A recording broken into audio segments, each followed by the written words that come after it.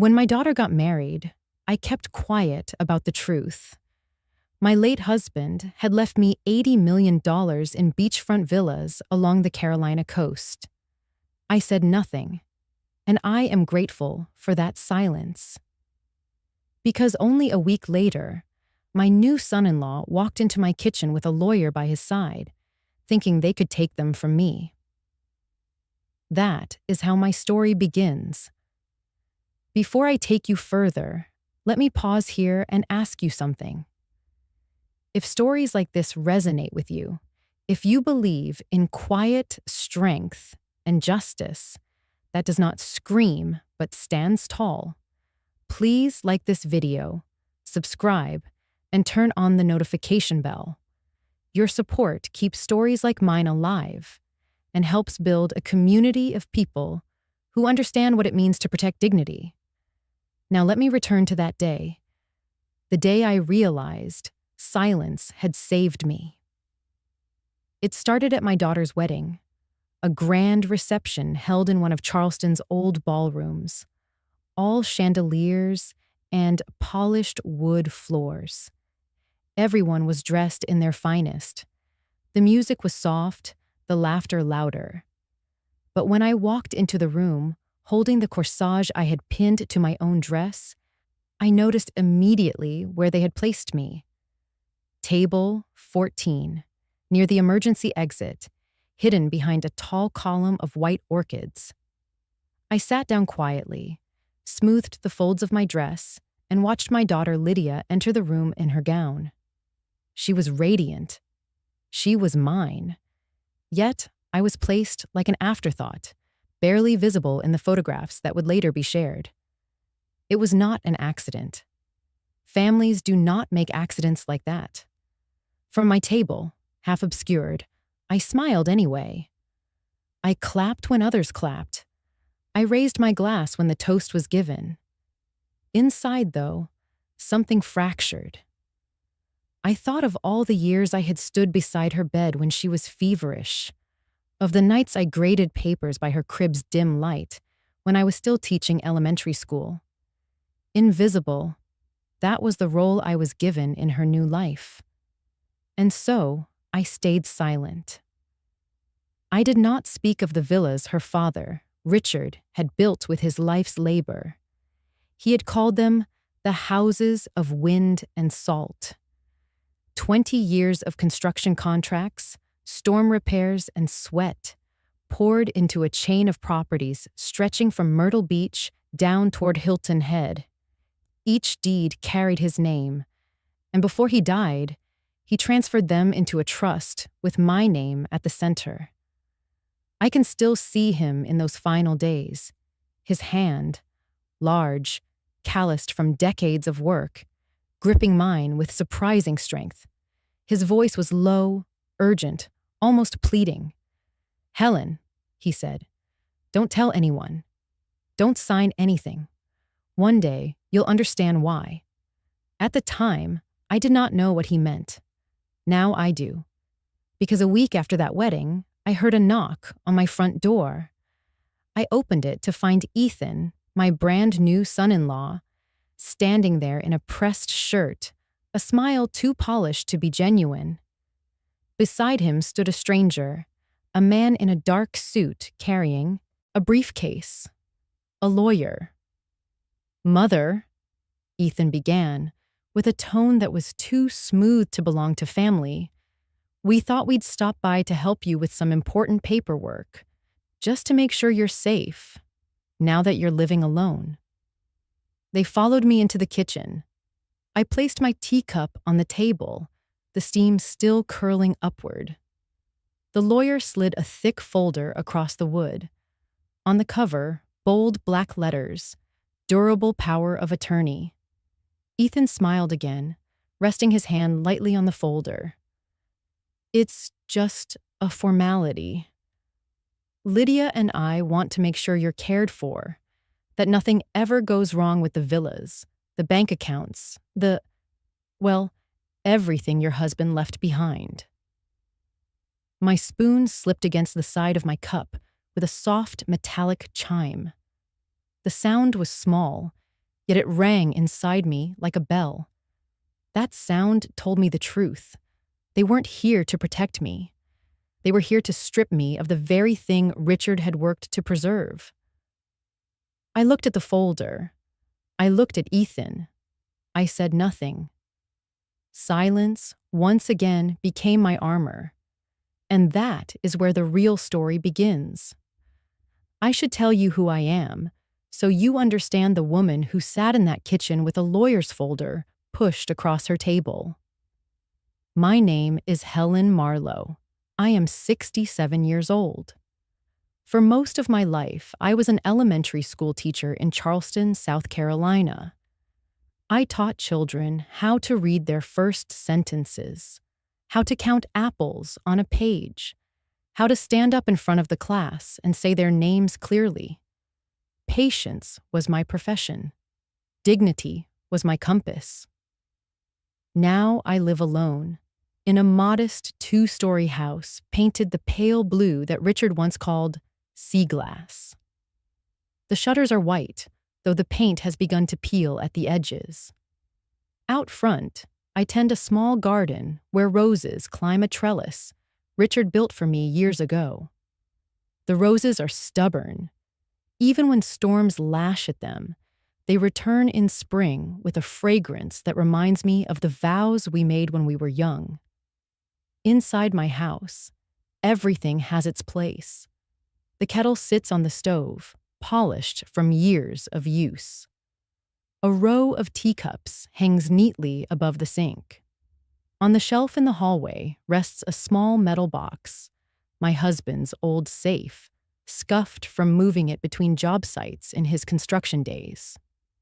In that safe are not only deeds and documents, but pieces of our history. Photographs with curled edges, letters Richard wrote when he traveled for work, the birth certificate of our only child. It is more than a container for paper. It is the vault of our life. I carry the key to that safe in the pocket of my cardigan. Always. It is brass, heavy for its size, warm from my body heat. Sometimes, when I am nervous, I close my hand around it as if I am holding Richard's hand again. That key is not just metal. It is reassurance. Every morning, I make tea before the sun has fully risen. I set 2 cups on the table out of habit, though I drink from only one. Steam curls upward, soft and silent. The empty cup is not for a guest who will arrive. It is for the memory of Richard, who sat across from me for 42 years, who reached for my hand even in silence. The ritual anchors me. It reminds me that even though I am alone in this house, I am not without presence. Richard was a builder in every sense of the word, not just of houses, but of stability, of dreams. He started with small contracts, deck repairs, roof replacements, before moving on to larger projects along the coast. He had a vision to create homes that stood against the wind and salt, places where families could gather without fear of the next storm. Wind and salt, he used to say, are the true test of any wall. He would run his hand along the beams, nodding as if he could already hear the ocean challenging his work. Over 2 decades, he built a chain of beachfront villas from Myrtle Beach down to Hilton Head. They were not hotels. They were not glossy vacation rentals. They were homes, each one solid, rooted, tested by hurricanes and repaired by his own hands. He called them the houses of wind and salt, and he loved them almost as if they were children of his labor. When he became sick, the work slowed. His body could no longer bear the weight of lumber or the sting of ocean air. But his mind remained sharp, and his concern was not for himself, but for me. I remember the night he placed the trust documents into the safe. His face was pale, his breath shallow, Yet his eyes held the same determination I had seen on scaffolding 30 years before. "Helen," he said, gripping my hand so hard I felt his pulse in my palm. "Promise me this. Don't tell anyone what I've left you. Don't sign anything, not a single page, not until you have to. These villas, they're more than money. They are the proof of what we built together." I nodded, though tears blurred my vision. At the time, I thought he was being overly cautious. Lydia, our daughter, had always been close to me, and I believed she would never let anyone treat me with anything but respect. Richard must have sensed something I did not. After his funeral, the house felt cavernous, though the walls were the same. The roses bloomed anyway.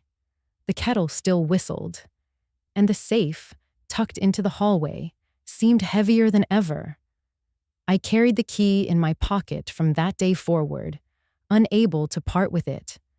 It was not only a key to documents worth $80 million in property, it was a key to my dignity, my independence, my future. Sometimes late at night I would sit at the table, the brass key in one hand, my teacup in the other, and whisper into the empty air, "I hear you, Richard. I won't sign. I won't let go." And yet, even with his words echoing in me, nothing prepared me for how quickly the test would come. A wedding where I was hidden behind orchids. A week later, a knock on the door. A lawyer's folder sliding across my kitchen table. My spoon striking the cup like a bell. That was the moment I realized. The houses of wind and salt were not just Richard's legacy. They were also my armor. The morning after the folder hit my table, I heard the soft knock I always recognize. 3 taps, a pause, 2 taps.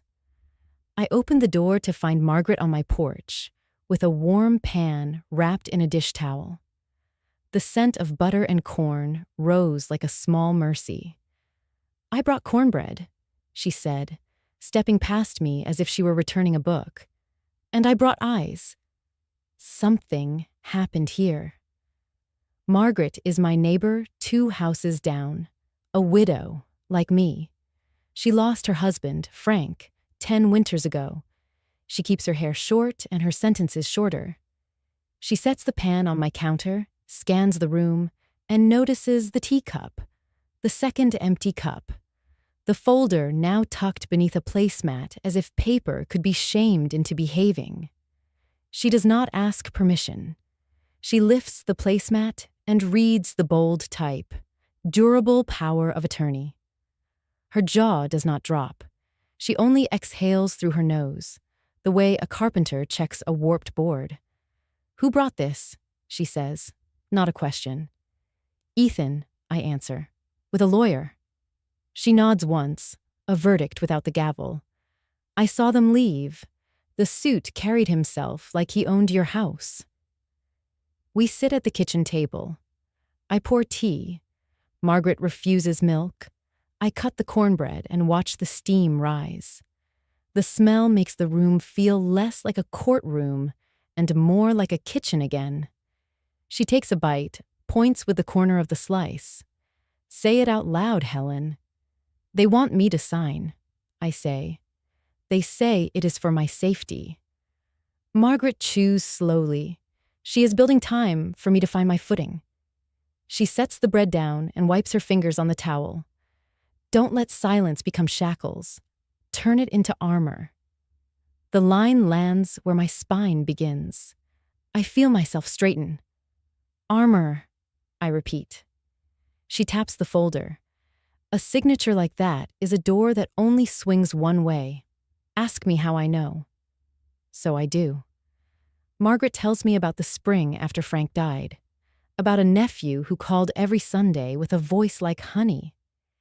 He said the word protection so many times it started to sound like a hymn.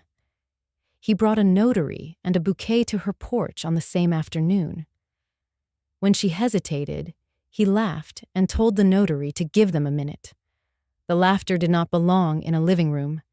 She did not sign. He did not call again. That silence, she says, hurt, but it healed. The other kind, the kind where you sign to make the room quiet, that wound doesn't close. I take the brass key from my cardigan pocket and turn it in my palm. Margaret sees it. She always sees what I try to hide. She nods at the safe in the hallway. Richard left you more than paper, she says. He left you a way to stand. I look at the roses through the window. The trellis he built with leftover cedar still holds. I hear the lawyer's words. Safeguards. Efficiency. Today. I hear Richard's words. Do not sign. My chest tightens, not with fear, but with clarity. Ethan called me mother, I say, the word thin on my tongue, as if the word itself were a key. Margaret snorts, a dry sound. People love the word family when they need a shortcut to your life. Keys belong to owners, not visitors. We eat in a plain rhythm. Slice, sip, breathe. Margaret asks for the facts the way a nurse checks vitals. Who drafted the document? Who benefits? Who holds the pen when the pen shakes? She listens without interrupting. When I pause, she gives me a list.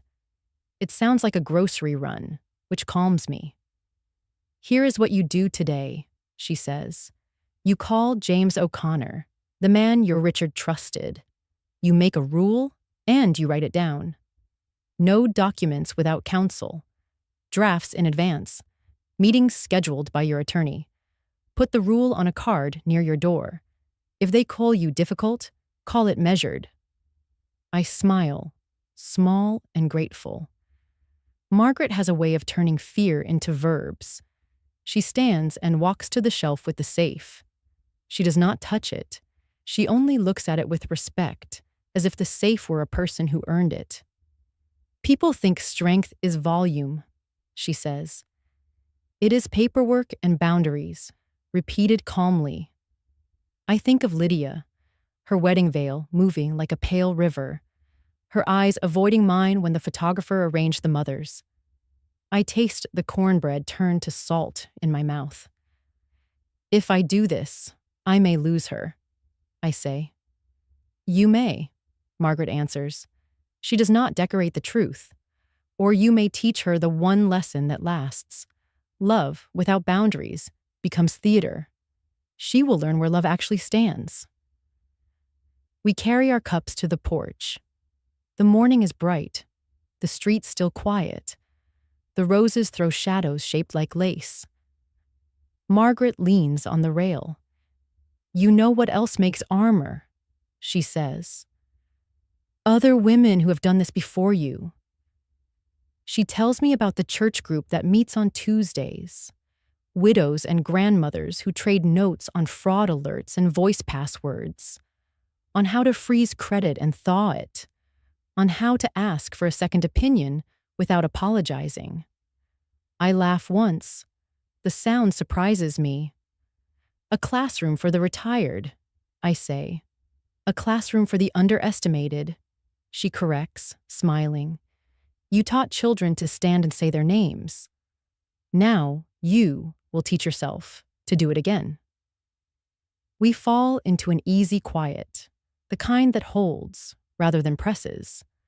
A breeze comes off the water, tang of salt, hint of sun creams from someone's open window. Margaret looks at my hands. They no longer tremble. She puts a folded paper on the table, a phone number written in her neat block letters. Call James by noon, she says. If your voice shakes, call me first. I will stand in the room while you dial. I reach for her hand. It is warm, dry, steady. Thank you, I say. She squeezes once, a seal without ink. If they come again, she says, and you do not want to open the door, call me. I will walk over with my coffee. Two women on a porch are a stronger door than oak.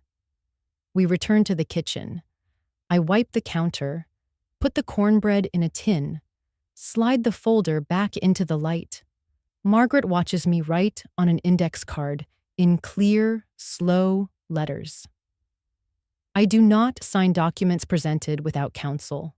All meetings through attorney James O'Connor. Drafts 48 hours in advance. I tape the card beside the door. The tape crackles, a small, satisfying sound. Margaret nods, the kind of nod that closes a chapter and opens a plan. She picks up her coat. At the threshold, she turns. "Armor on, Helen," she says. "Let them find a woman, not a signature." After she leaves, I stand at the sink and let the water run cold. I touch the key. I touch the card. I touch the safe. The house feels taller by an inch. I dry my hands on the dish towel and reach for the phone. James will answer on the second ring. He always does. By noon that day, after Margaret left me with her firm words and her folded paper of phone numbers, I called James O'Connor. Richard had trusted him for years. He was not flashy. His office was a converted brick townhouse near the courthouse. His suits were rumpled by late afternoon, but he was steady, and steady was what I needed. He answered on the second ring, his voice low and certain. "Helen," he said, "I've been expecting your call." I froze for a moment. "Expecting?" "Richard told me you would need me," James replied. "He made me promise that if your name ever came up in my voicemail, I would drop everything and come." True to his word, he was at my door an hour later. He carried a leather briefcase, scratched at the edges, thick with files. His presence filled the kitchen without noise. He set the case on the table and looked at me over his glasses. "Show me what they brought." I slid the folder across to him. He flipped through the pages, nodding as if he had already seen this play staged a dozen times. "Durable power of attorney," he muttered. "Broad language, immediate effect, no safeguards." He closed the folder with a sharp clap. "They want access to everything without condition." My stomach turned.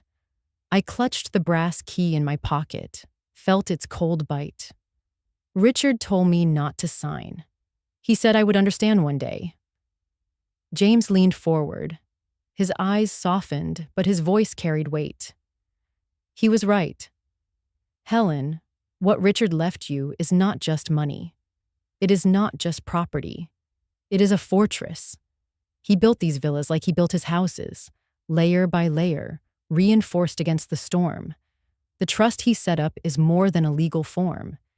It is his wall of stone around you." "A fortress," I repeated, tasting the word. "Yes. This is not a treasure to be plundered. This is a citadel to stand in. He designed it so that no one, no child, no in-law, no stranger in a suit can take it without your consent and without the law agreeing. But fortresses need maintenance. That is where we begin."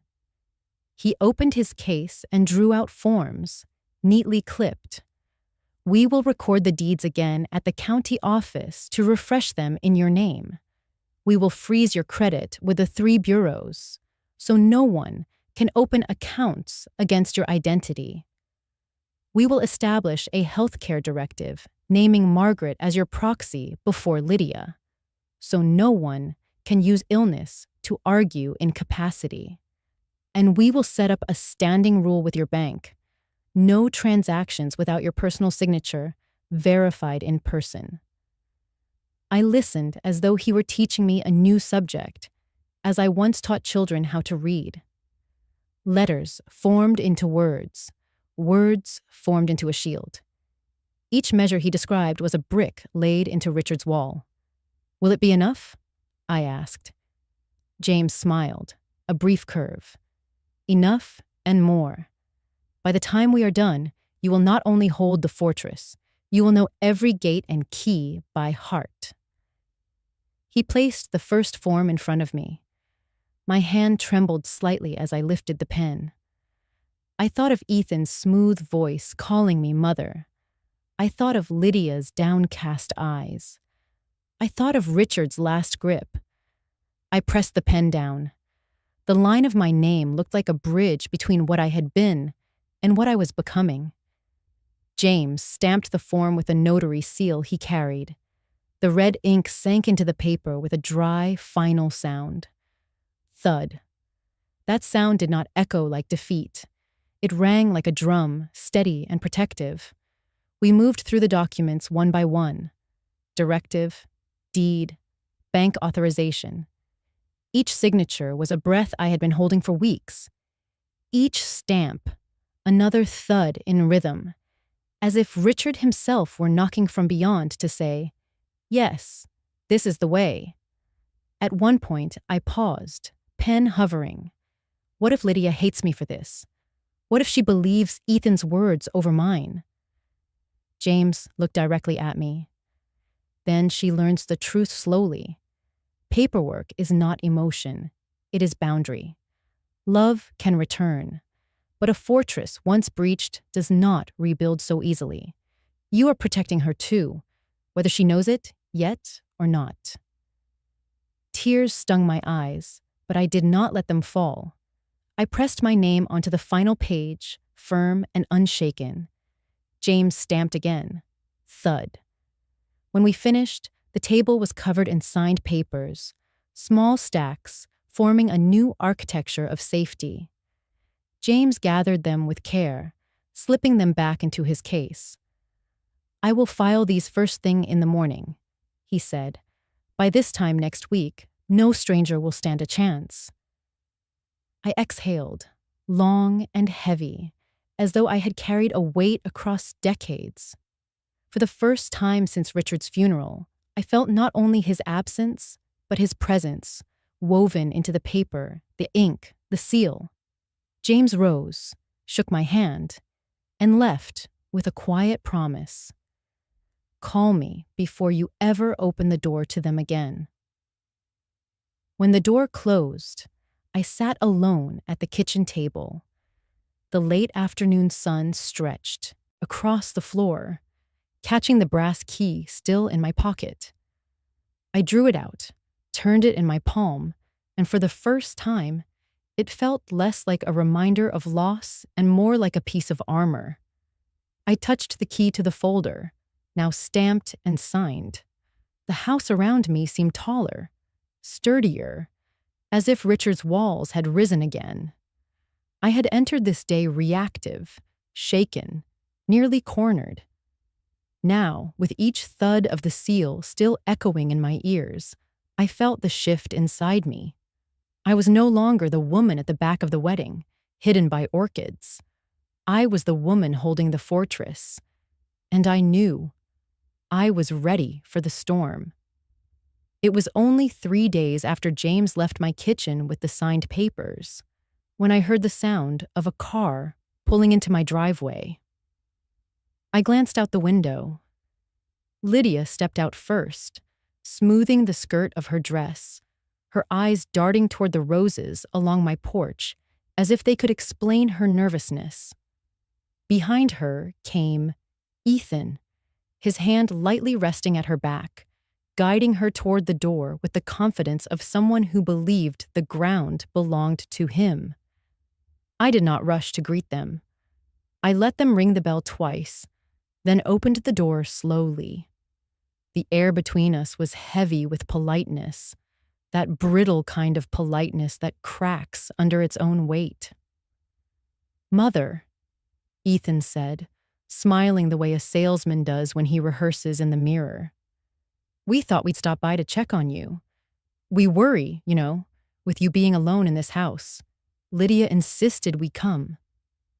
Lydia's eyes flickered at his words. She nodded, but the movement was small, almost reluctant. I stepped aside. "Come in," I said. They settled at the kitchen table where Richard and I had spent decades sharing tea. I placed cups before them, though only Lydia touched hers. Ethan spread his hands wide over the wood, as if claiming it for himself. "You've had so much responsibility on your shoulders," he began. "The villas, the maintenance, the taxes. Lydia and I just want to lighten your load. We want to take care of you." Lydia reached across the table, brushing her fingers against mine. "It's true, Mom. We lie awake sometimes thinking about you here. What if something happens and no one is around? You shouldn't have to carry all this by yourself." Their voices overlapped like waves, steady and insistent, words dressed in the clothes of concern. But beneath, I heard the calculation. Ethan's cadence was too smooth, Lydia's phrases too polished, as though rehearsed in the car ride over. I did not answer immediately. Instead, I stirred my tea, the spoon clicking against the porcelain in an even rhythm. Silence stretched, not awkward, but deliberate, like the pause between two movements of a symphony.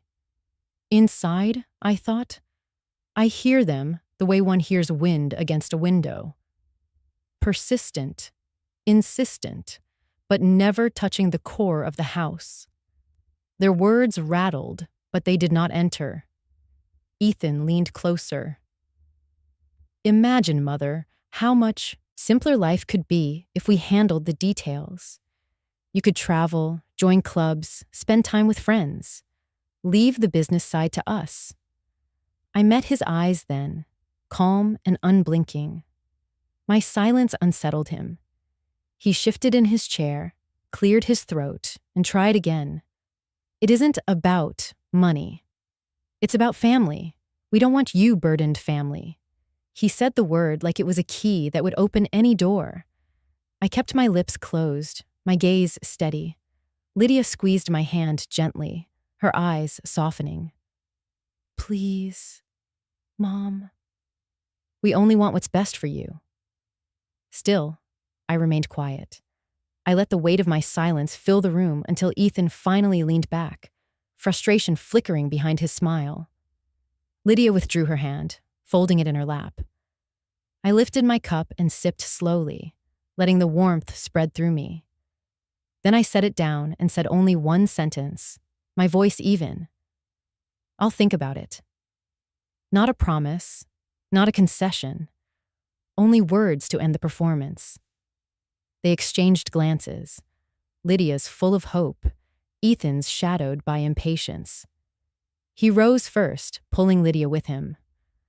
"We'll check back soon," he said. His tone suggested inevitability, as though my walls were already crumbling. When the door closed behind them, I stood in the quiet. My shoulders relaxed, my breath released. I walked to the safe in the hallway, ran my fingers over the cool metal. The key in my pocket pressed against my thigh, reassuring, solid. I whispered to the empty air, perhaps to Richard, perhaps to myself. They speak of care, but it is control they crave. They speak of family, but it is possession they mean. The roses outside swayed in the breeze, their stems unbroken. I thought of Margaret's words, silence as armor. I had worn that armor today, not with anger, not with shouting, but with stillness. And though they left without victory, I knew this was not the end. Family tides pull harder than strangers. The undercurrent had begun. It was a Tuesday afternoon when I drove to the grocery store on Meeting Street. The list in my pocket was ordinary. Bread, milk, tea bags, roses, if they had them fresh. The kind of list that makes life feel steady. I parked near the back, where the shade from an oak tree stretched across the asphalt. The air smelled of salt and exhaust, the mix of coastal wind and city traffic. I had just locked my car when I heard a familiar voice. Ethan. His voice was lower than usual, sharp at the edges, carrying urgency instead of polish. I froze. He was standing 3 rows over, phone pressed to his ear. His back was to me, his shoulders tense. I ducked behind a row of carts left crooked in their stall, the brass key in my cardigan pressing against my ribs as though it too was listening. "Yes, Mom, I know," Ethan was saying. His words cut the air like stones skipping water. "I've already tried the bank. They won't extend us anymore. Not with the numbers we're showing." There was a pause as Patricia, his mother, spoke on the other end. I could not hear her words, but Ethan's reply was clear enough. "I'm telling you, if Helen signs the power of attorney, we'll have access. We can refinance the villas, sell 2 or 3 quick. That will clear the debt, keep the company afloat. Without that, we're sunk. It's over." The world seemed to tilt under me. Bread and milk vanished from my mind. All that remained was the sound of his desperation, the calculation hidden beneath his false concern. He turned slightly, pacing. "Yes, I know it's risky, but we don't have a choice. The creditors are circling. If Helen doesn't sign Patricia, we lose everything. Do you hear me? Everything." His voice cracked on the last word, raw and unpracticed. Nothing like the calm charm he had laid across my kitchen table. It was the sound of a man cornered, not a son concerned for his wife's mother. I stepped back into the shadow of the oak tree. My breath came shallow, but I made no sound. I could have confronted him there, could have let him see me and feel the weight of his own words thrown back at him. Instead, I chose silence. Silence is not absence. Silence is choice. I thought of Richard's warning, "Do not sign." I thought of Margaret's voice, "Let silence be armor." I stood there in that patch of shade, invisible, while Ethan poured out the truth he never meant for me to hear. "I'll get her to sign," he said after a pause. "Don't worry, Mom. She's old, she's soft. She'll see reason. She just needs more pressure. Lydia will help. Between the 2 of us, she won't resist for long." Old. Software words meant to shrink me. Words spoken as strategy, not family. My hand tightened around the cart handle until my knuckles whitened. I could feel the tremor of anger rising, but I did not move toward him. I stayed in the shadow, unseen. The silence was mine, and it was stronger than confrontation. A seagull shrieked overhead, landing near a dropped bag of chips. Ethan swore under his breath, turned back toward his car, and drove off, still speaking into the phone. I waited until the sound of his engine disappeared before stepping out. The parking lot was ordinary again. Carts rattled, children laughed near the entrance. A woman loaded oranges into her trunk. But for me, everything had shifted. I walked into the store, picked up bread and milk like a woman who had not just overheard betrayal. But inside, I carried something heavier than groceries. I carried the knowledge that Ethan's kindness was a costume, his marriage to Lydia a mask covering desperation. I carried the proof that this was not about me, not even about Lydia. It was about debt, failure, survival, and they wanted to use me as their rescue. When I returned home, I placed the groceries on the counter. I made tea, pouring the water slowly so the steam curled into the air. I set out 2 cups, as always. I whispered toward the empty one. "Richard, you were right. This was never about love. It was about desperation dressed as duty." I lifted the brass key from my pocket and set it beside the teacup.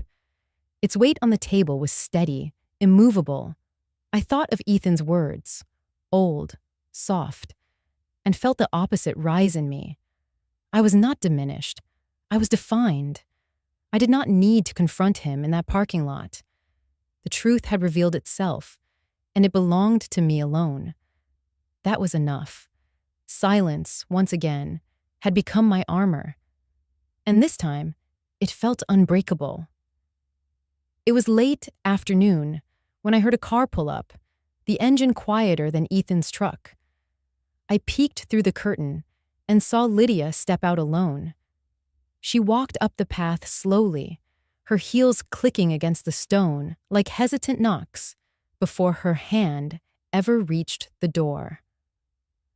When I opened it, I saw her eyes already red, her face pale. She clutched her purse to her chest as if it might shield her. "Mom," she whispered, her voice catching. "Please, can we talk?" I stepped aside, letting her in. The house smelled of tea and roses from the garden. She sat at the table where so much had unfolded already. I set a cup before her, but she did not touch it. She gripped the edge of the table instead, knuckles white. Then the words broke out, raw and sharp. "Why don't you trust me? Why don't you believe that I want to help you? You've always trusted me before. Why not now?" Her tears came fast, streaking her cheeks. I watched her, my daughter, the child I had once held against my chest when fevers shook her small body, the girl I had walked to school on her first day, the teenager I had waited up for when she stayed out late. Every memory pressed at me, urging me to gather her in my arms, to soothe her like I once did. My hand lifted, instinctive. But halfway across the table, it faltered. Instead of reaching for her hand, I set it down gently on my teacup. The porcelain was warm under my palm. My silence stretched across the space between us. Lydia's voice rose, sharp with grief. "Ethan says you think we're trying to take everything. How could you believe that? He's my husband. He wants to make sure you're safe. And me, I'm your daughter. Why can't you see that?" Her words pierced, but I held steady. Inside, I thought, I hear you, but I hear the wind too, rushing, insistent, never touching the heart of the house. Finally, I spoke. My voice was low, deliberate. "Lydia, I do trust you. I trust you enough to have kept silent about what your father left me. I trusted you with my pride when I sat at that wedding table, hidden behind flowers. I trusted you when I believed you would still see me as part of your life.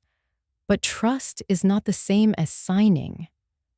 She flinched. "So you don't love me anymore?"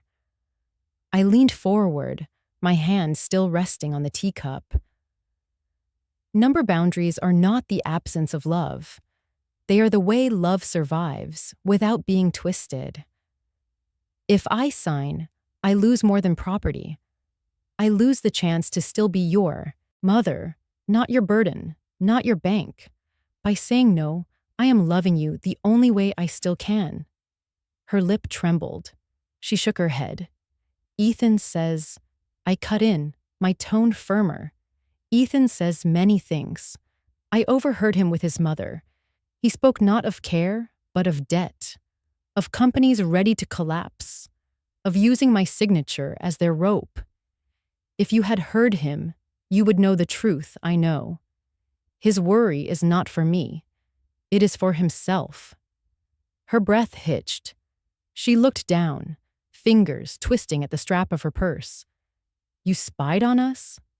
"I listened," I said, "because silence is sometimes the only way to hear the truth." The room went still. A clock ticked. The kettle hissed faintly from the stove. My daughter sat before me, torn between loyalty to her husband and the echo of her upbringing. At last, she whispered, "You don't forgive me, do you?" My throat tightened. "Lydia, forgiveness is not the question. Forgiveness is for mistakes of the heart.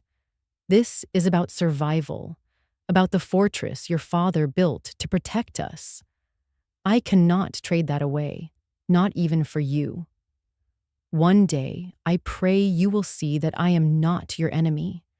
I am the mother still keeping a roof over your name, even if you can't accept it yet."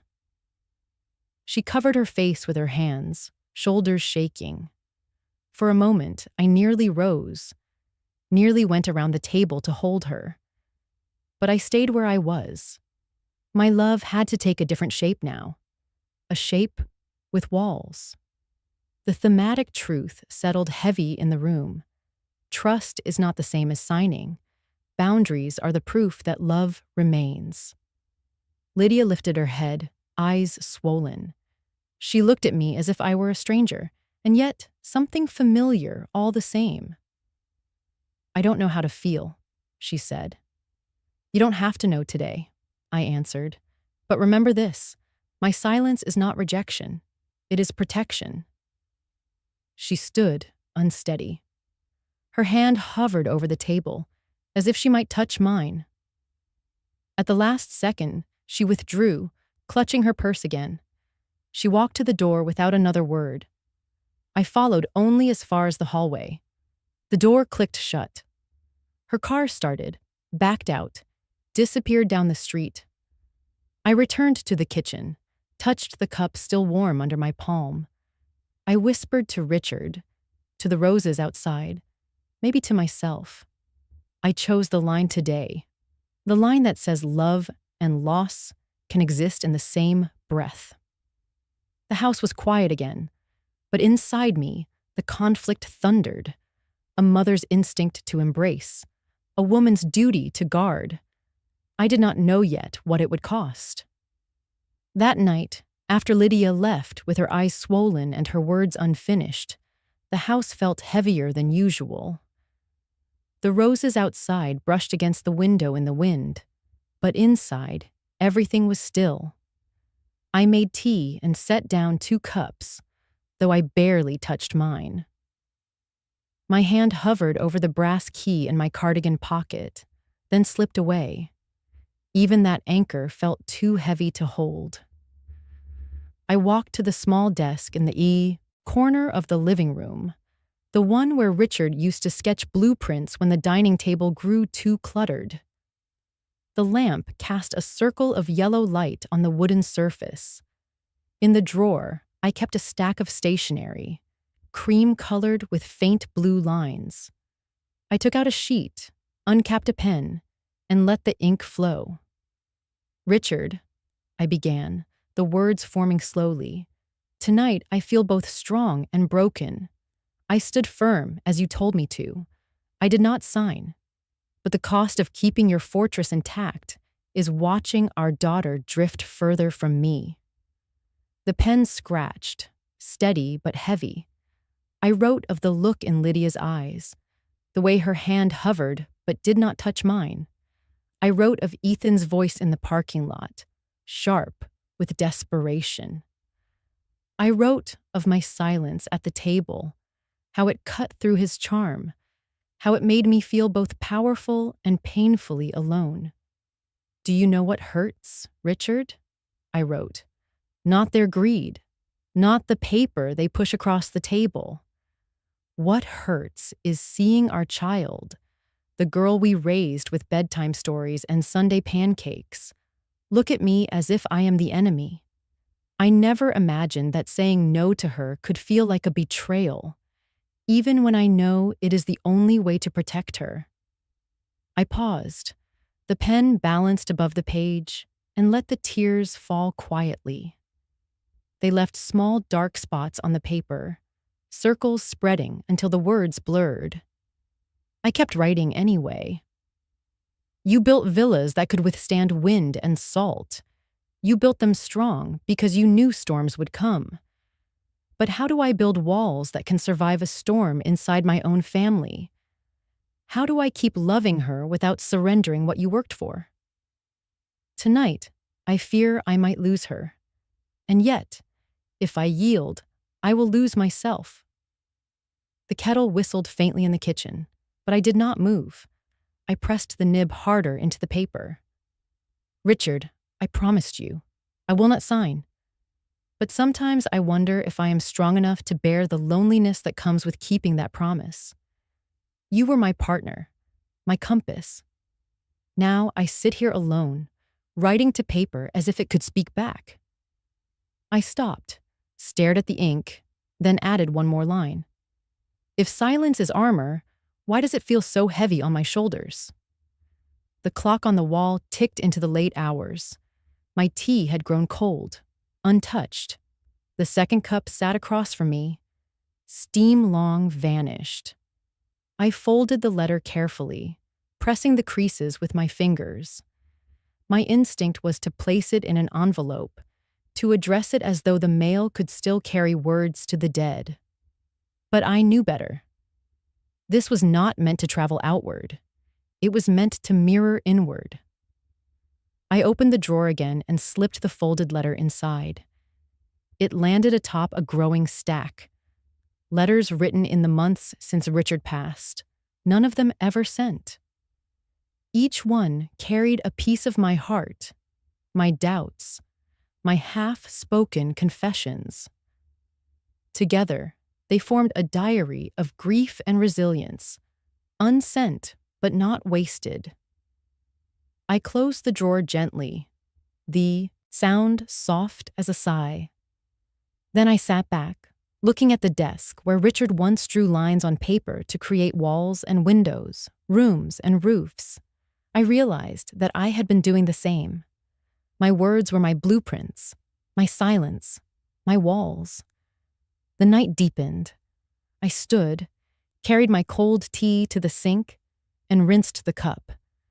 The brass key clinked against the counter as I set it down beside me. I dried my hands, then picked up the key again, slipping it back into my pocket. Its weight grounded me, not as a burden, but as a reminder. Before going to bed, I touched the drawer where the letter rested. "Good night, Richard," I whispered. "The fortress still stands, but sometimes the builder needs rest." I turned off the lamp, leaving the house in darkness except for the moonlight falling across the roses outside. The silence of the night wrapped around me. This time, though, it did not feel like chains. It felt like a shield I was learning to carry. Sunday, after service, the fellowship hall smelled like coffee and powdered sugar. Folding tables wore plastic cloths printed with faded lemons. Children chased each other between chairs, while the choir director stacked hymnals in a neat tower. Margaret hooked her arm through mine and steered me toward a round table near the bulletin board. "Sit," she said. "Listen." 3 women made space without ceremony. Ruth wore a blue scarf and a smile that curved only when necessary. Bernice had sturdy shoes and a small diamond that flashed when she lifted her paper cup. Althea kept a notebook with lined pages and a pen that clicked like a metronome. Margaret introduced them with the clean efficiency of someone setting a table. Ruth raised 3 boys and a mortgage. Bernice buried 2 husbands and 1 bad investment. Althea saved half the church from signing what they should not.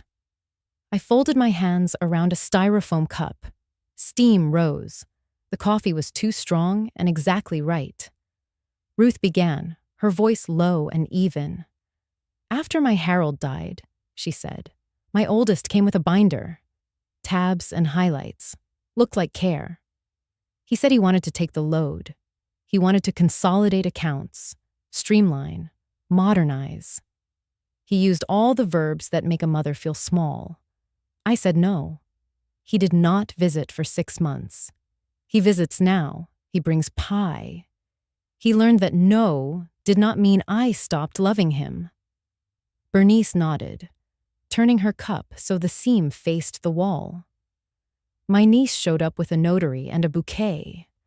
Wanted me to sign a deed transfer so she could pre-manage the house. I put the pen down and baked a cake instead. She called me cold.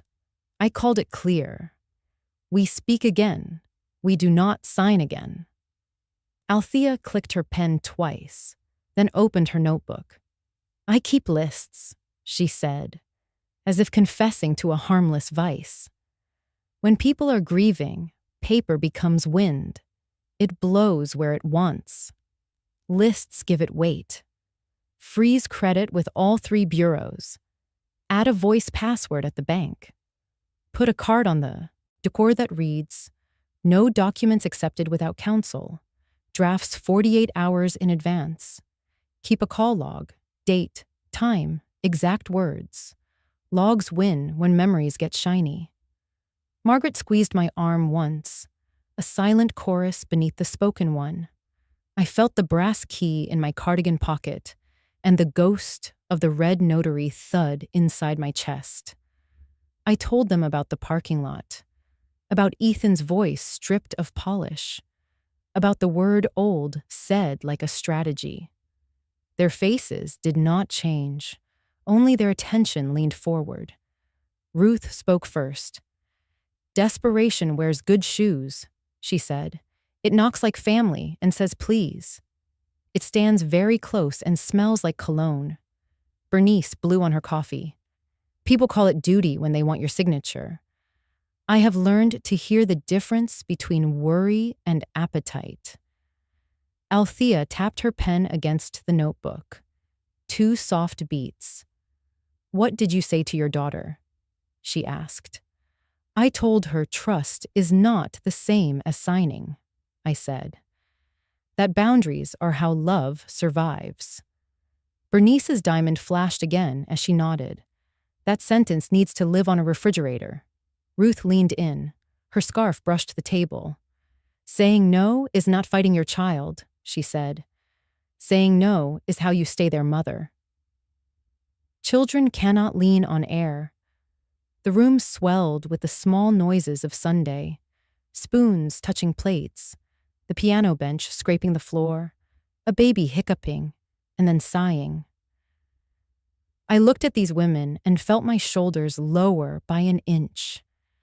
The loneliness that had draped itself over me since the wedding shifted, not gone, but shared. Margaret broke a sugar cookie in half and set the larger piece on my napkin. "We are not here to make you braver," she said. "You already are. We are here so the wind has more bodies to push against." Althea slid a photocopy from her notebook. It was a single page printed in a plain font. At the top, a heading, "Practical Comforts." Under it, lines that would look like nothing to anyone who had never weathered this kind of storm. Freeze credit, TransUnion, Equifax, Experian, confirm by mail. Banknote, in-person only, dual employee verification, voice password. Healthcare proxy, primary you trust to say no when you cannot, secondary for backup. Door card, no documents without counsel. Drafts 48 hours in advance. Call log, date, time, exact words, no summaries. Threshold rule. You do not decide at the door. You decide at the table after tea. I traced the last line with my finger. Threshold rule. It felt like something Richard would have said while measuring a beam. Simple, strong. Bernice tilted her head. "You are a teacher," she said. "Teach your daughter what a boundary looks like in daylight. Invite her to watch you pay a bill, to see the ledger, to hold a wrench while you tighten something.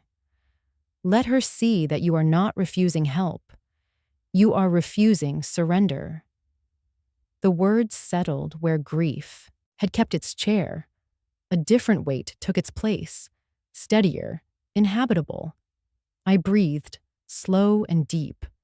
Ruth finished her coffee and stood, smoothing the scarf. "I tell my boys this," she said. "Saying no is not against you. It is how I keep myself. When I keep myself, the door stays open for a better yes later." Margaret laughed, short and bright. "There you go," she said. Put that on the other side of the refrigerator.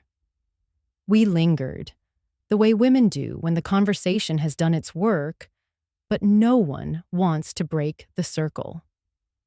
Finally, Althea closed her notebook and handed me a little stack of blank index cards. For your door, your log, your pocket, she said. Write clean. Tape corners. Watch how differently people speak when they see a rule. On our way out, the bell rang noon. Sun pooled on the church steps. The air smelled faintly of lilies left from a funeral earlier in the week. Margaret took my hand and squeezed. Ruth waved her scarf. Bernice pointed at my cardigan pocket where the key made a small square. Althea tapped her notebook against her hip like a drum. At the bottom of the steps, I paused. Threshold again. I looked back into the hall where the table still held crumbs and paper cups and the imprint of our elbows. The chorus of wisdom had not been loud. It had been precise. And in that precision, I found a kind of peace I had not felt since Richard pressed the safe key into my palm. As we crossed the parking lot, I felt the key's weight and the lightness of company. Both truths could live in one body. I said the sentence aloud, first to myself, then to Margaret. Saying no is not against them. It is how I keep me. Good, she said.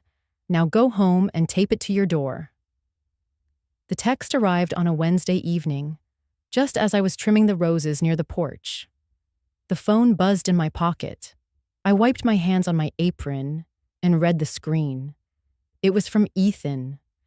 Friday, we'll bring a notary over. Just formalities. Shouldn't take more than a few minutes. For a long moment, I stood there in the fading light, the scent of roses thick around me, the brass key pressing against my hip through the fabric. Formalities. That word clanged in my head like a dull bell. Richard's voice rose in memory. Do not sign. And Margaret's warning echoed. Don't let silence be shackles. Make it armor. I walked into the kitchen, placed the phone on the counter, and brewed a pot of tea. Steam curled upward, slow and calm. I set 2 cups out as I always did. Then I typed my reply, deliberate. Every word a stone placed in a wall. Please contact attorney James O'Connor. All meetings and documents must go through him. I pressed send. No explanation, no apology.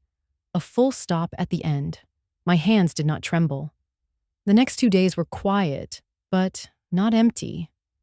A current ran beneath the silence, tense and expectant, like air before a thunderstorm. On Friday afternoon, the storm arrived. At 3 o'clock, sharp, tires crunched on my gravel drive. I watched through the lace curtain as Ethan stepped out, phone in hand, his face tight. He did not bring a notary. He brought his temper. The knock rattled the door hard enough to shake the frame. I walked down the hallway slowly, each step measured. I stopped on my side of the threshold, my hand resting lightly on the doorknob, but not turning it. Mother. His voice was sharp, stripped of charm. Why are you making this difficult? We're just trying to protect you. The brass key in my pocket grew warmer with each pound of his fist against the wood. I stayed silent. Silence, I reminded myself, is not weakness. Silence is choice. The knocking grew louder. Open the door. This is ridiculous. Do you know how much trouble you're causing? Lydia's upset. The company's hanging by a thread and you're playing stubborn. Do you want us ruined? Is that what you want? My heart thudded, but I did not move. I let his words slam against the door the way wind slams against shutters. Noise, pressure, force. But the house still stood. Inside me, an inner dialogue rose. If I open this door, even a crack, I let him perform his script again. If I remain here, Behind the line Richard built, the fortress holds. I finally spoke, my voice clear, carrying through the door, but not raised. Ethan, as I said in my message, please contact James O'Connor. All documents, all meetings, go through him, not me. Silence followed for a breath, broken only by his ragged exhale. Then came the pounding again, louder, furious. You think a lawyer will save you? You're old, Helen. You don't understand how the world works. Without us, you'll drown in paperwork. Do you want to end up alone? Broke? Confused? I pressed my back lightly against the door, steadying myself. I am not confused, I said. Calm, each word clipped. This conversation is over. The handle jerked once, twice, as though he might try to force it. My pulse leapt, but the lock held, and so did I. Finally, his steps retreated down the porch. A car door slammed. The engine roared and faded down the street. I stayed there for a long while, hand on the knob, forehead leaning against the wood. I felt the line between us, the literal threshold of the door, more powerfully than any courtroom or contract could declare. On one side, desperation clawed at me. On the other, silence kept me whole. I whispered into the stillness, half to Richard, half to myself. The line is drawn, and I chose not to cross it. When I finally stepped back, the room looked unchanged. The rug in its place, the table with 2 cups waiting, the roses bending outside the window. But inside me, everything had shifted. I had stood behind the line and not moved. I walked into the kitchen, poured the tea that had cooled, and took a sip. It was bitter now, but strong. I carried the second cup to the window and set it down gently, the steam already gone, but the ritual intact. In that moment, I understood the motif of the door, the threshold. Each time I chose not to step out, each time I stayed firm on my side, I was not just refusing entry.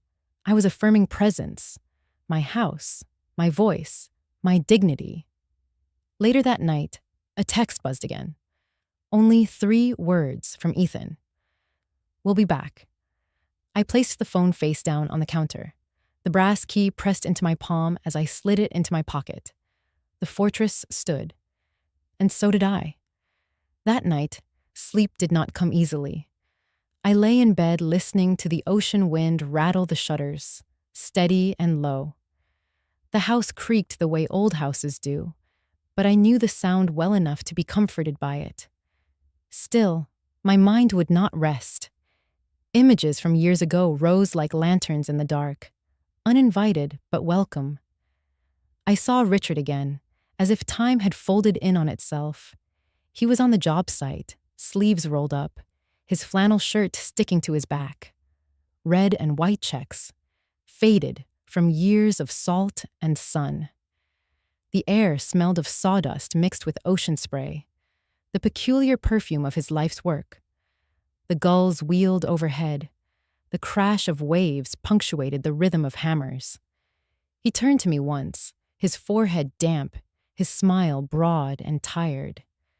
"Helen," he called, voice cutting through the clang of metal. "Smell that?" Salt and sweat. That's the smell of permanence. He ran his hand along the beam of a half-finished villa, as though he were greeting an old friend. If a wall can stand against the ocean, it can stand against anything. I watched him in memory, and in my heart, I whispered back, "What about storms that rise inside a family?" The question lingered long after the flash of memory faded. I sat up, reached for the cardigan draped on the chair, and slipped it over my shoulders. The brass key in the pocket knocked lightly against my side. I walked down to the kitchen, the house dark except for the glow of the moon through lace curtains. I lit a small lamp and sat at the table. 2 cups waited out of habit. I poured hot water over the tea leaves, steam curling upward like ghosts of every conversation ever held at that table. I wrapped my hands around the cup, breathing warmth into my chest. Then I spoke, not to Richard this time, but to myself.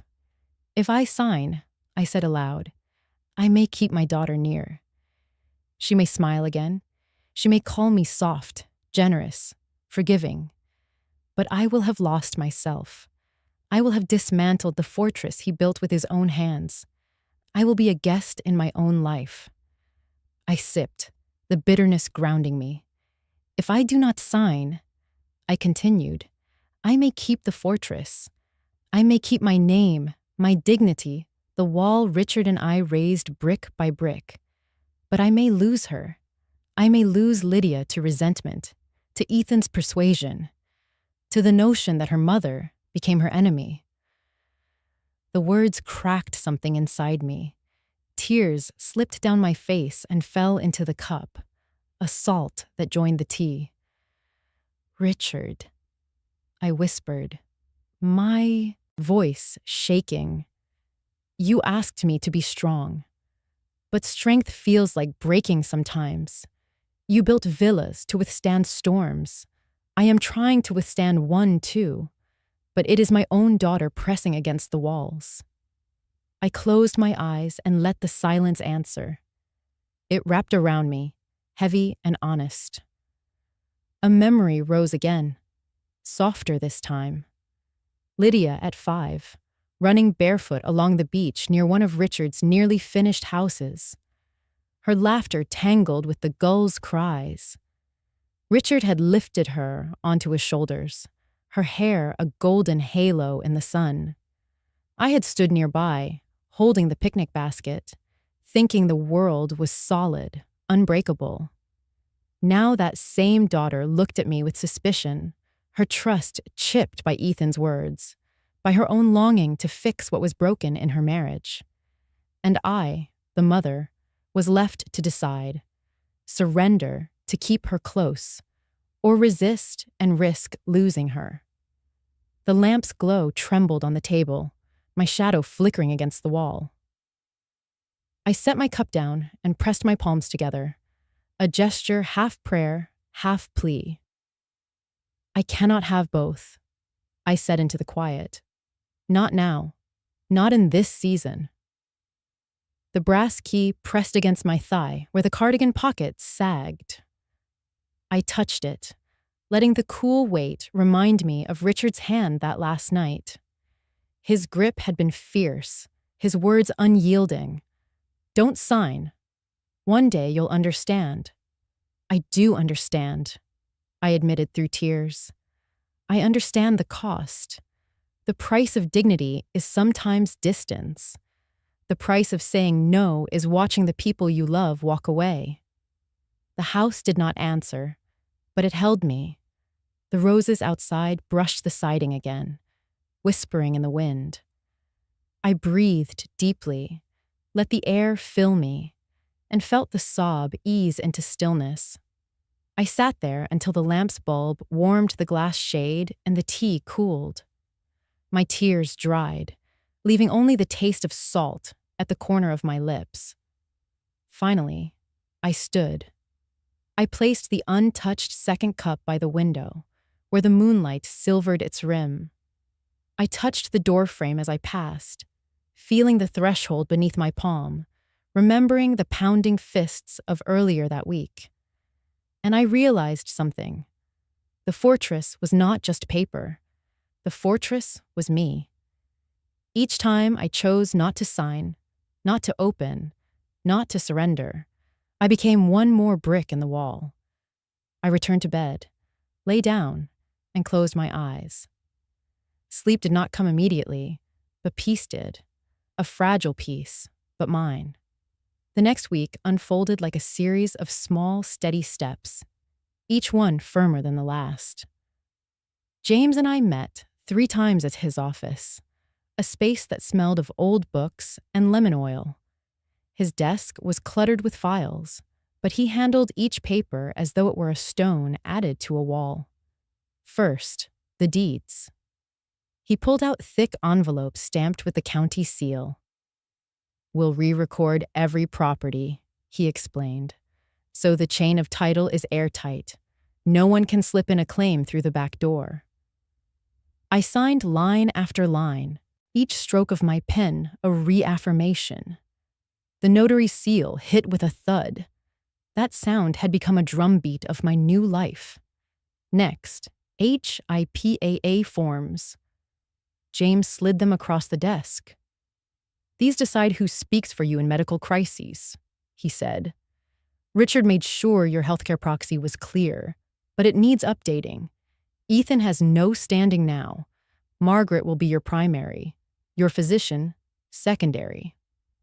I hesitated only for a breath before signing. The pen moved smoother than before. The seal thudded again. Then came the credit freezes.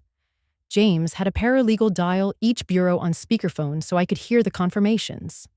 Equifax, TransUnion, Experian. My voice spelled out my social security number, steady and unshaken. The operators recited confirmation codes, each one sounding like a secret password. James handed me slips of paper with the codes in blue ink.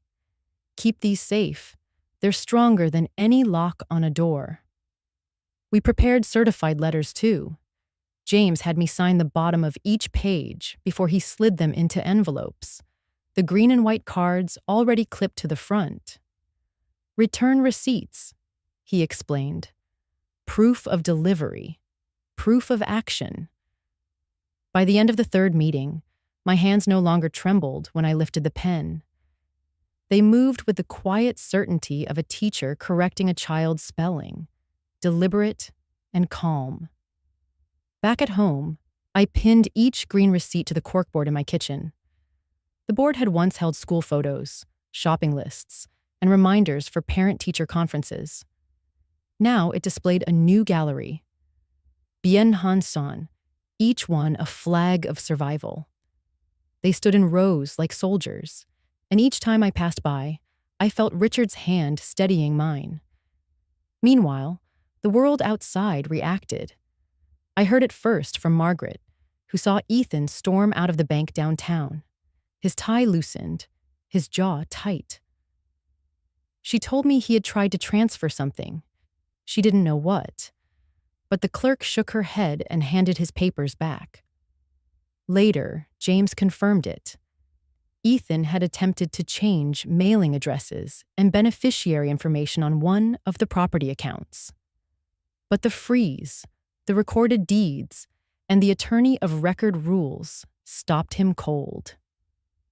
They flagged it immediately, James said, a rare smile tugging his lips. He can't move an inch without tripping alarms now. Justice by process. No gavel, no shouting, just paper, stamps, signatures, systems clicking into place exactly as they were meant to. I imagined Ethan at the counter, his charm cracking as the clerk explained policies he could not bend, his pen hovering uselessly above a form he could not complete, his frustration spilling into the parking lot where no one cared to hear it. At home, I stood before the corkboard, running my finger over the green cards pinned in neat rows. Each thud of the notary seal, each code from the credit bureaus, each certified letter returned. Together, they were louder than any argument. One evening, Lydia called. Her voice was flat, as though rehearsed. Ethan says the bank made a mistake. He says we'll straighten it out. I listened quietly, then answered in the same tone I had written to Ethan before. Please direct everything through James. I won't be discussing documents or accounts directly. Silence hung heavy between us. I could almost hear her swallow. You really don't trust me, she whispered. I pressed my palm against the corkboard, feeling the pinheads like small nails beneath my skin. I trust you enough to stay your mother, I said softly. That's why I cannot sign. One day, you may see it, She ended the call quickly. My hand lingered on the board. That night, I brewed tea and sat with 2 cups again.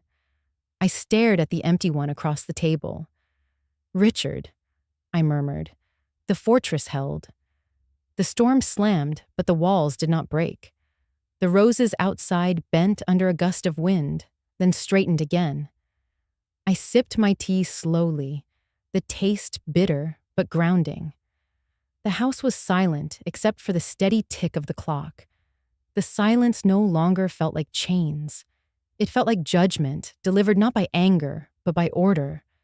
Justice by process. Paper and ink becoming the quiet roar of dignity.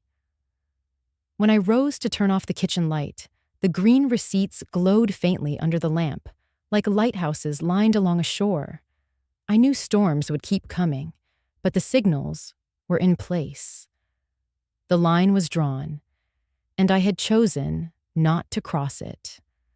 Late afternoon light lay across the porch like a warm shawl. I stood at the edge of the steps with the hose in my hand, giving the roses a slow drink the way Richard taught me, close to the roots, no splash on the leaves. Water threaded into the soil and disappeared, the sound a soft hush against the hum of the neighborhood. A car eased to the curb. The engine cut. I did not turn right away. I finished the bush I was on, twisted the nozzle to a fine mist, and let it settle over the last bloom, a stubborn coral rose that refused to open all the way. "Mom." Lydia's voice came from the walkway, not the driveway. She had parked on the street and walked up without the drama of tires on gravel. I shut off the hose and coiled it slowly, giving my breath time to find an even rhythm. When I looked up, she was at the gate, fingers hooked over the latch, watching me as if I might vanish if she blinked too fast. We stood like that for a beat, a mother and a daughter separated by a waist-high fence, and a month that felt longer than any winter.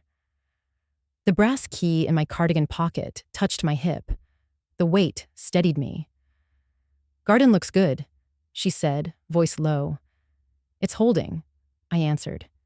Storms came. Roots remembered she opened the gate and stepped in, careful not to brush the thorns. On the porch, the screen door was propped. Not open, not closed.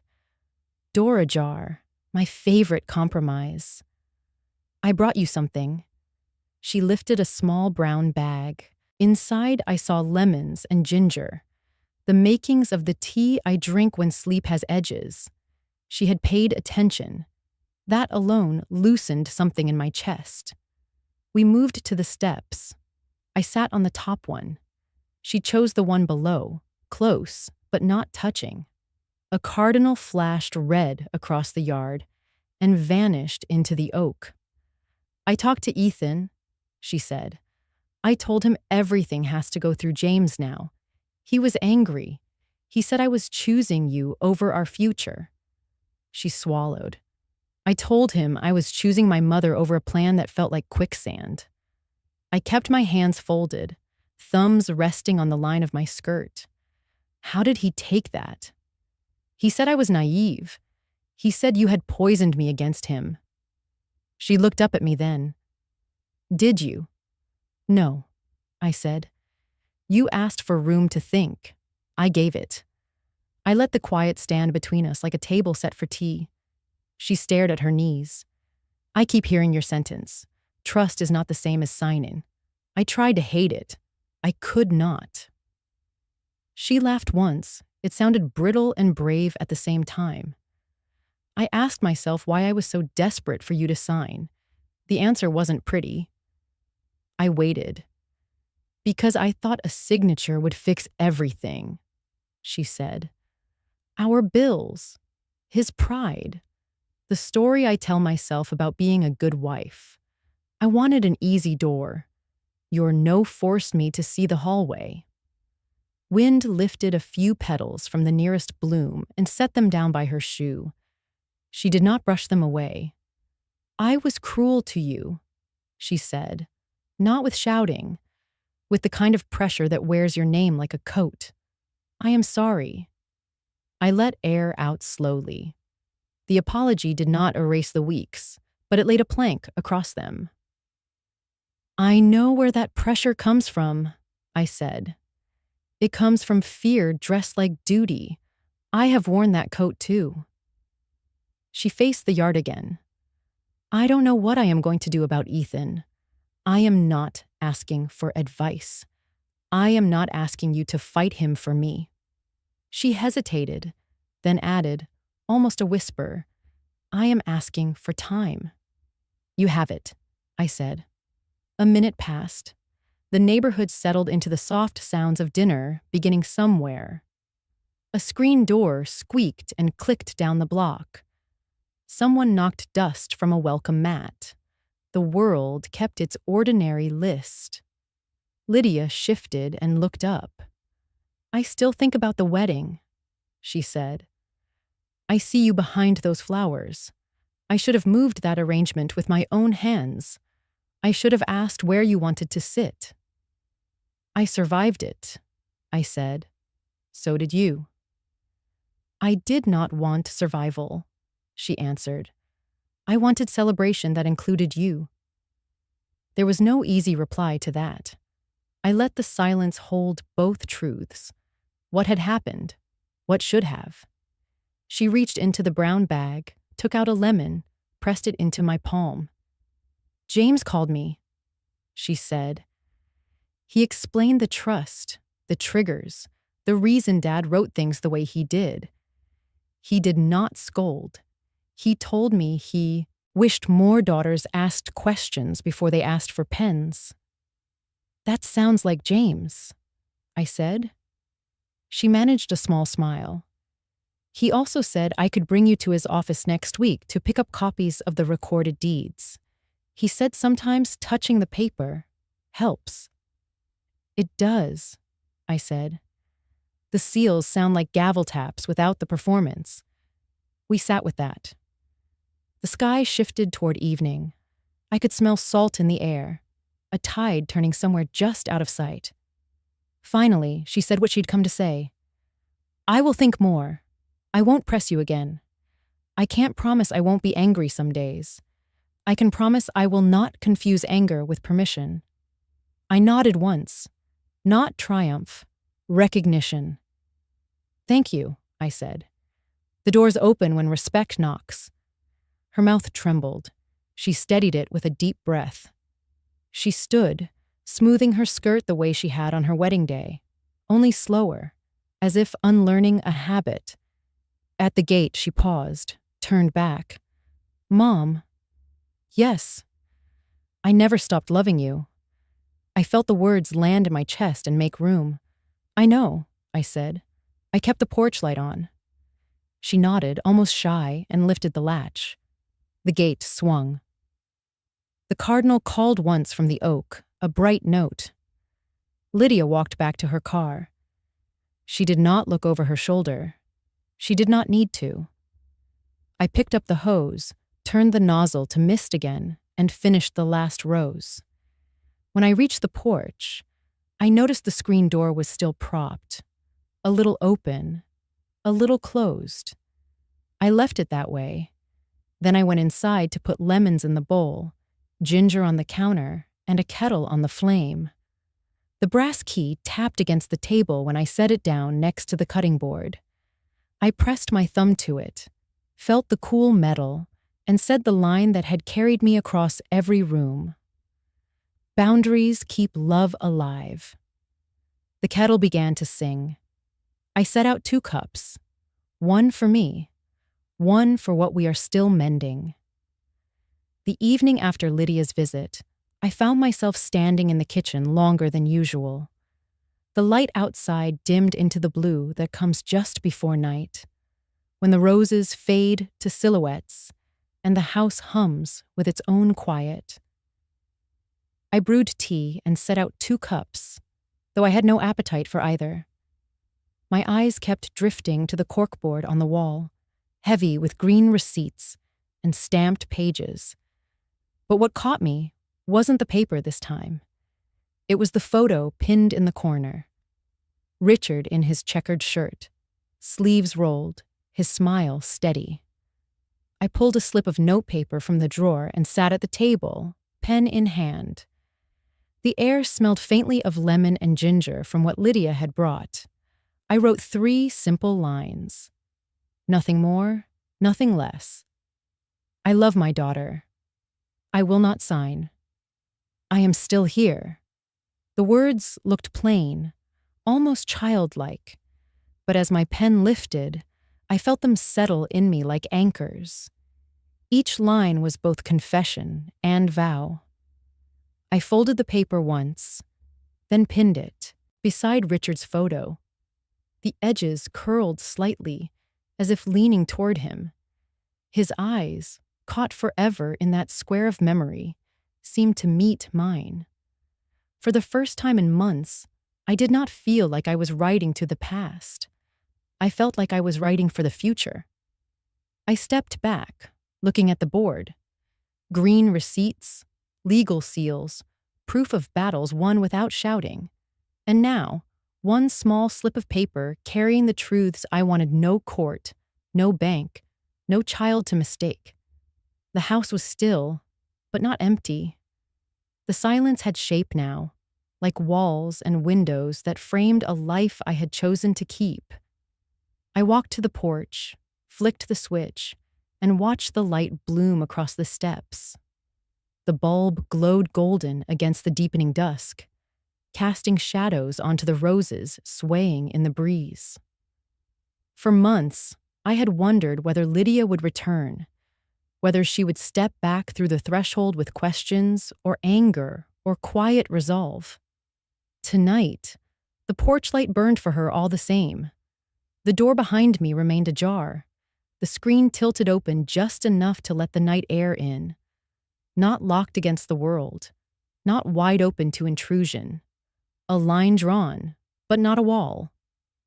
I leaned on the railing, hose coiled neatly at my feet. The neighborhood sounds drifted in. Children finishing a game down the block, a dog barking once, then quiet. I remembered that wedding night, how I had been seated behind a column of orchids near the exit door, invisible to the laughter and the photographs. That memory had cut deep. Yet now, standing here with the porch light burning and the door propped, I realized something.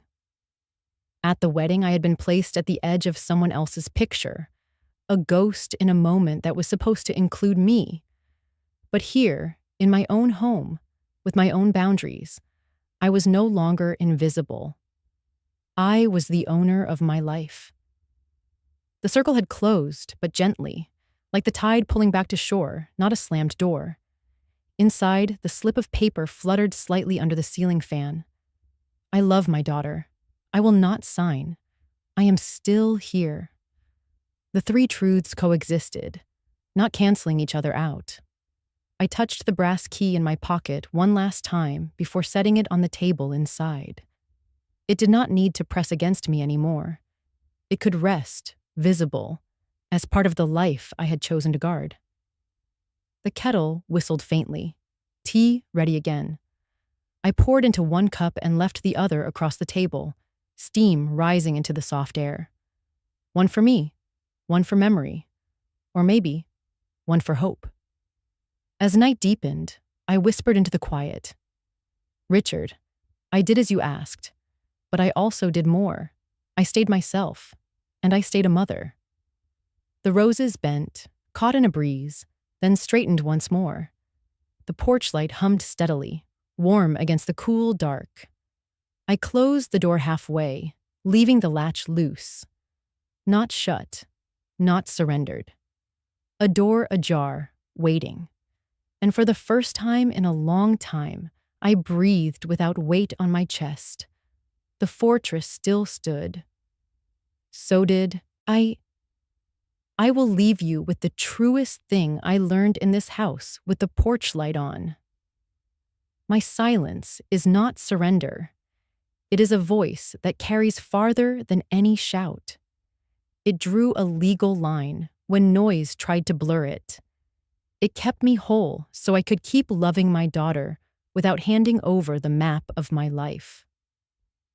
If you are standing at your own threshold right now, with a pen on one side and your name on the other, hear this from a woman who has signed many report cards and very few mistakes.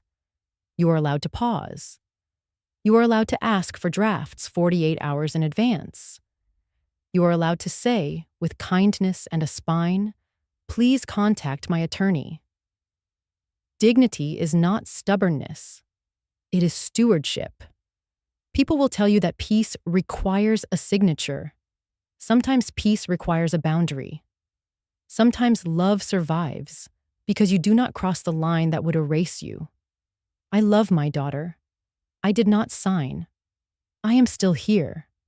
Those three can live in the same room. Before we say goodbye, I would love to know where you are watching from. Is it a quiet morning with a warm cup of coffee, sunlight across your table, a list waiting on the fridge, or a late night where stories like this keep you company? Porch lights glowing down your street, a kettle about to sing. Tell me in the comments. I read everyone with gratitude. If this story touched your heart, consider subscribing to the channel, not just to hear more stories like this, but to be part of a community that still believes in kindness, healing, and second chances. Around here, we do justice by process. We practice quiet courage. We keep the door ajar for respect. Now, I want to ask you something honest. If it were you, would you keep silent as I did, or would you sign to keep the household calm? Would you trade your name for a moment of quiet, or hold your line and trust that real peace can stand? Await. Share your answer. Someone else reading will need the courage you have to give. At my kitchen corkboard, the green receipts still hang like small lighthouses. The photo of Richard smiles the way he did when a beam settled true.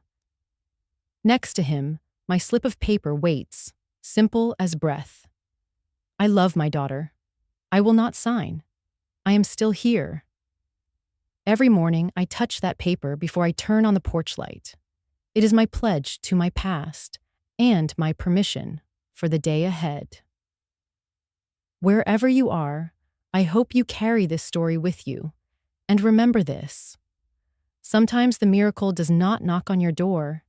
It waits quietly until you are ready to open your heart. Ready to say yes to yourself. Ready to say no to what would make you smaller. Ready to stand in the home of your own life without apology. Take care. Keep your paperwork close. Keep your kindness closer. And if you must choose the boundary that lets love breathe. I will be here at the table with 2 cups, one for memory, one for hope. The porch light on, the door a little open, the night soft around the roses.